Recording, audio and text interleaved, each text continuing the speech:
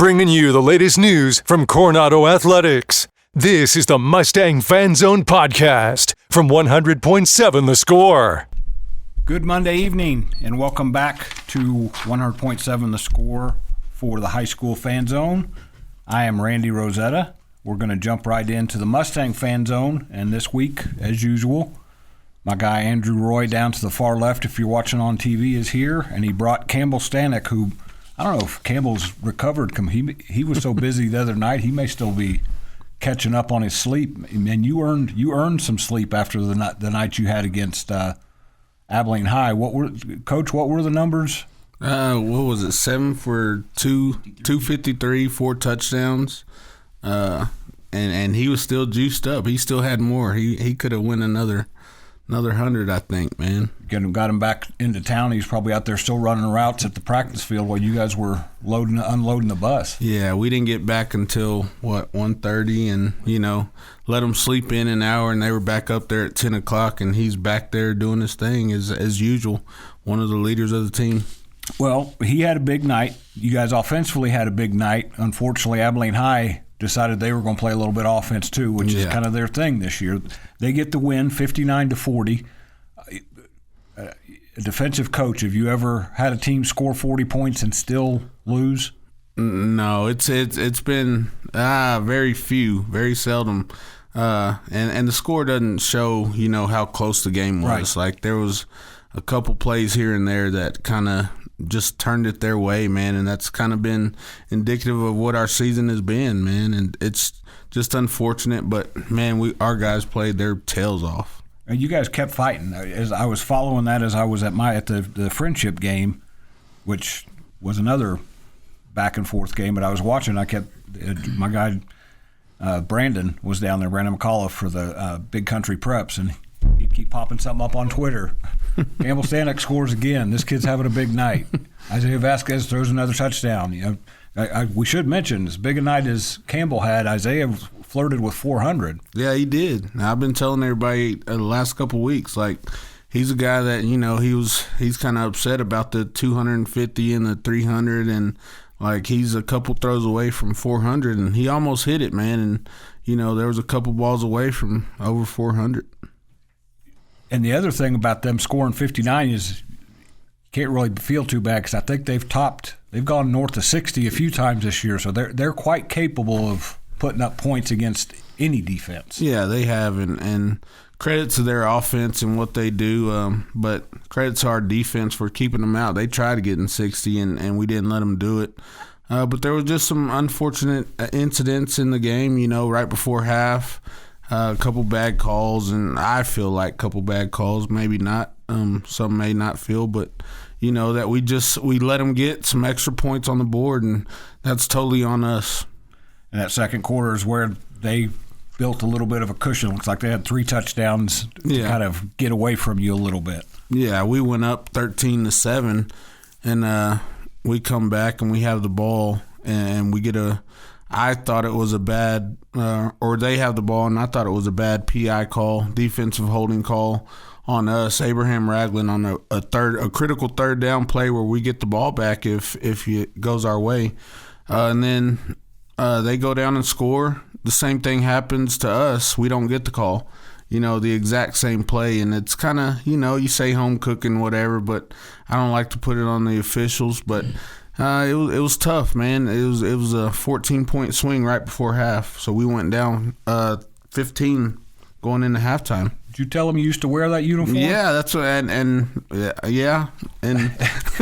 I don't want one of my buddies was an official, and some of those guys graduated from Abilene High and stuff like that. But yeah, I was heated, so. But nevertheless, we come out after half and we score, and we're a 1-point game, and we think we're right in it. So just a few unfortunate incidents, man, that kind of took us out of the game. Well, it's a loss. There's no sugarcoating it. You guys have lost 6 in a row. Yeah. But just the way, looking at numbers afterwards and watching it as it kind of unfolded, I feel like that was a step forward for you guys because there's still things left this season to accomplish. Campbell, you jump in there. What did you think you guys did to kind of I don't want to say right the ship because you did still lose the game, but maybe redirect things a little bit going into these last 3 weeks of the season for you guys? Yeah, I mean, Well, that close. we've been practicing a lot harder all week. We practiced really hard. We had a few incidents at practice, but we didn't let that stop us. We still bonded as a team outside of practice. We just keep playing hard, and we went out there and played hard Friday. I think that gave us a good boost, feeling good going into next week. But yeah, we should be good these next 3 weeks.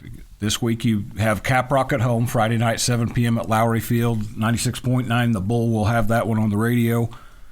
And that's a game that you guys go into feeling like that's a game you want to win. I mean, you want to win them all, but Caprock's in a similar situation to you. I believe they're 0-2 in district, and they're 1-5, 1-6. So it's a game that you don't go into feeling like you're the big underdog. Andrew, how do you want your guys to approach it, though? Because there are 3 weeks left, but you're kind of painted back into a corner now. You got to come out fighting. Yeah, so we're telling our guys our back's against the wall, and all things go. So we're coming out fighting. We know, and I'm telling the guys, Caprock's in the same situation. They want to come over here and ruin our season and keep theirs going. So we want to win 3 in a row, but it just starts off winning 1-0.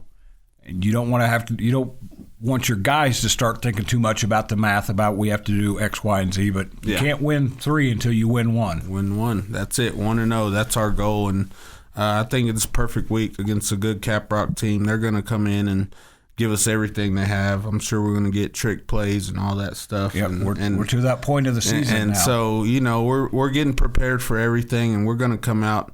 We just have to do our job and come out the same way we came out last week against Abilene High. Again, that game is 7 p.m. Friday at Lowry Field. I don't know if you knew this, Coach and Campbell. You guys are literally the only game in town Friday night. Everybody else is after last week when everybody was in town and you guys weren't. You get the spotlight this week. Good deal. So no excuses, folks. If you're in town, you need to go out and watch the Mustangs and Longhorns, 7 p.m. Friday at Lowry Field. This is the Mustang Fan Zone on 100.7 The Score. I'm Randy Rosetta. We'll be back right after the break. Bringing you the latest news from Coronado Athletics. This is the Mustang Fan Zone podcast from 100.7 The Score. Welcome back into the Mustang Fan Zone on 100.7 The Score. I am Randy Rosetta. I'm with Andrew Roy, Coronado's first-year head coach, and Campbell Stanek, who's a receiver, center fielder in baseball. What else? Am I missing anything? That's plenty to keep you busy. And you had a huge night. What do we say, 250 something? Yeah, 7 the way catches? He was running, he might be on the relay team on track. They may try to sneak him in there. Yeah, don't cut him short yet. I've seen him on the football field. He runs like a center fielder. And being a former baseball guy, you know what I'm talking about. Absolutely. Center fielders run a little bit differently than most guys on a baseball field. Before I get too far down the road here, I want to rattle off the radio broadcast schedule on Raymar on Friday night. Lubbock High's at home Thursday night against Abilene High. That's not on a Raymar station, but our friend Rob Bro and Mark Bro will have that call for you. Friday night, Friendship goes down to Midland Legacy, 7 p.m. That's on Double T 97.3 FM. These Mustangs are at home against Caprock, 7 p.m. at Lowry Field on 96.9 The Bull. Monterey goes up to Amarillo to take on Tascosa in a pretty key game for both of those teams in District 2 5A Division 1. That's on 93.7 The Eagle. Estacado goes up to Perryton, or South Oklahoma, up there in Perryton. That's on a different network as well, but our guy Nick Long will have the call on that. Liberty hits the road after 3 straight home games. They go to Borger, not quite as far as Perryton, but they do have a road trip. That is going to be on 93.1 Yes FM. I'm going to have to find the Idalou game and find out where that's at. Idalou is on Sunny 97.7. I know they're in the district. I just have to figure out who they play. Trinity Christian is on the road at Fort Worth All Saints. That's a tough road game for the Lions. Fort Worth All Saints is ranked number 1 in TAPS Division 2. And then Kingdom Prep is scheduled to play Plainview Classical, but I think that's probably up in the air. Plainview Classical's had trouble fielding a team. So Lubbock Christian's off this week, and that covers the city schedule and the radio schedule on Raymar. I mentioned Caprock and Coronado.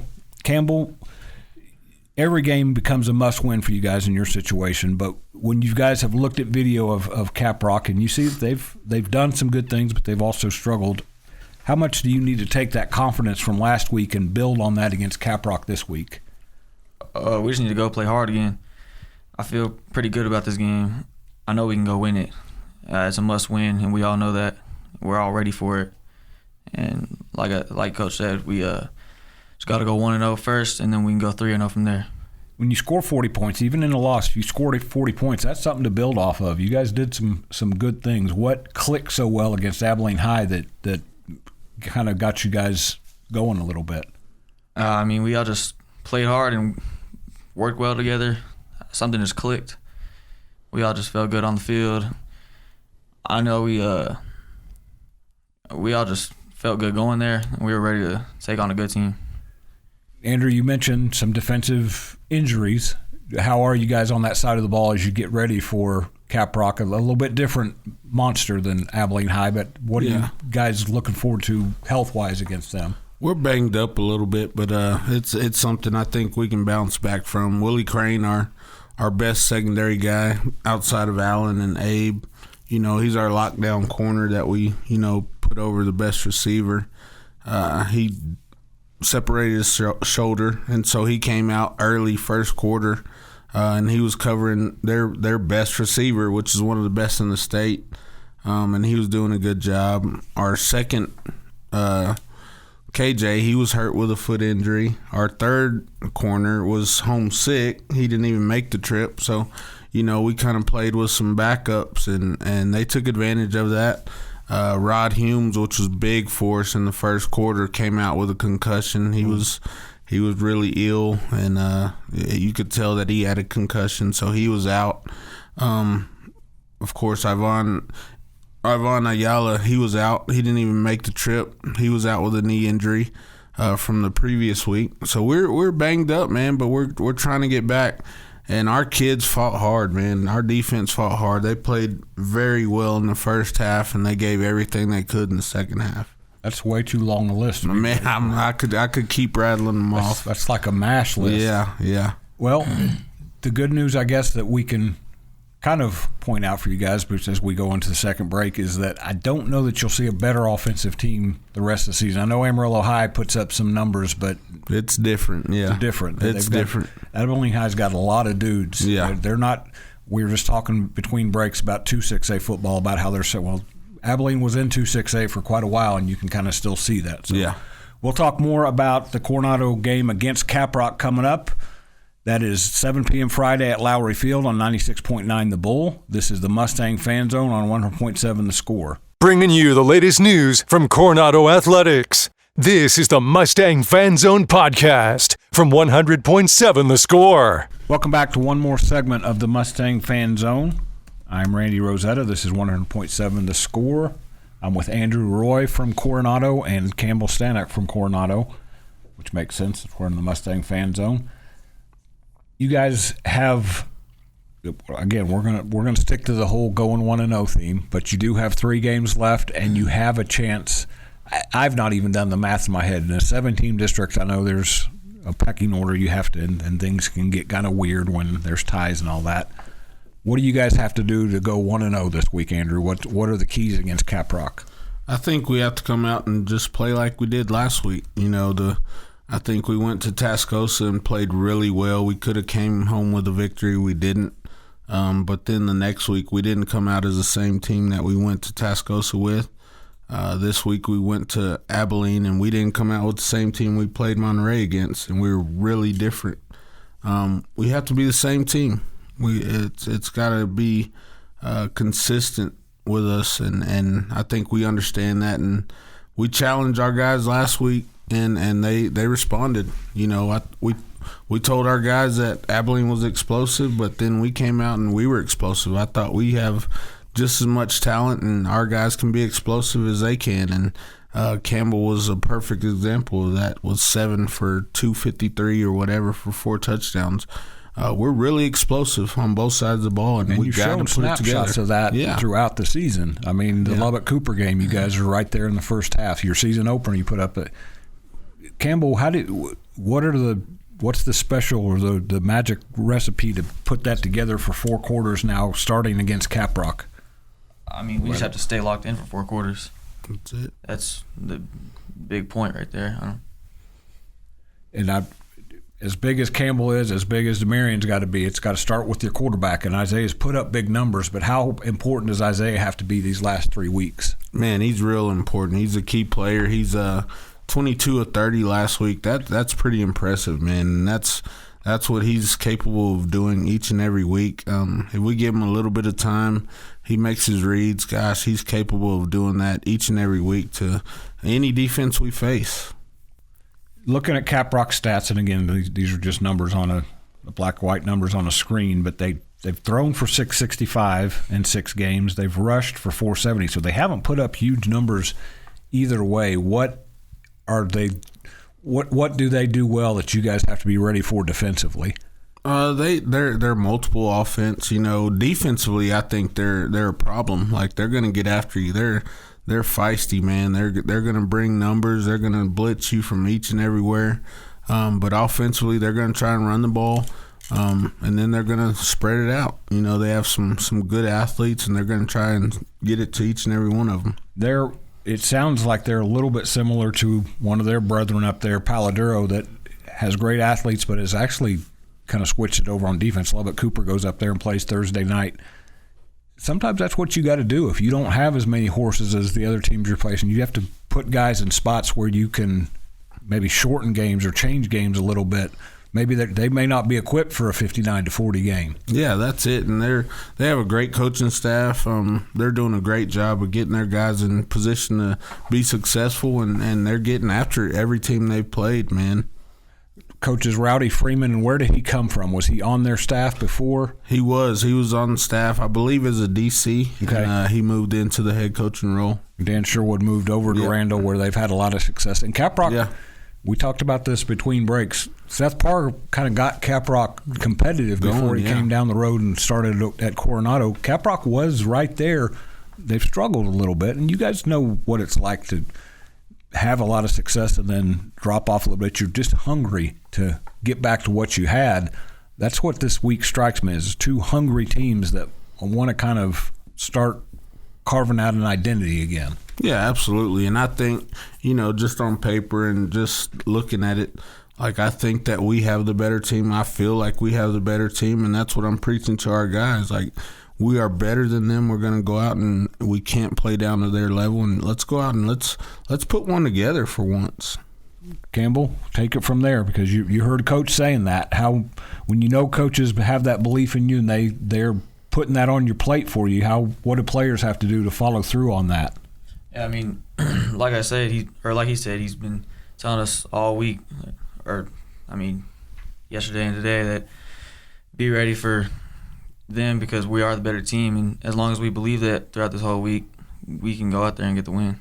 You have to believe before you can achieve. Yes, sir. It's political season. Maybe I ought to start paying me for some slogans here. 7 p.m. Friday, 96.9 The Bull. 7 p.m. Friday at Lowry Field. Caprock against Coronado pregame with Kirk Kaiser at 6:45 p.m., I believe. This is a game Coronado needs, and I have a hunch that they're going to come out and you're going to see maybe a Chapter 2 from what they started last week, 59-40 loss against Abilene High, but it sure seemed like there was a step taken forward. That's been the Mustang Fan Zone on 100.7 The Score. We'll be back with the Matador Fan Zone.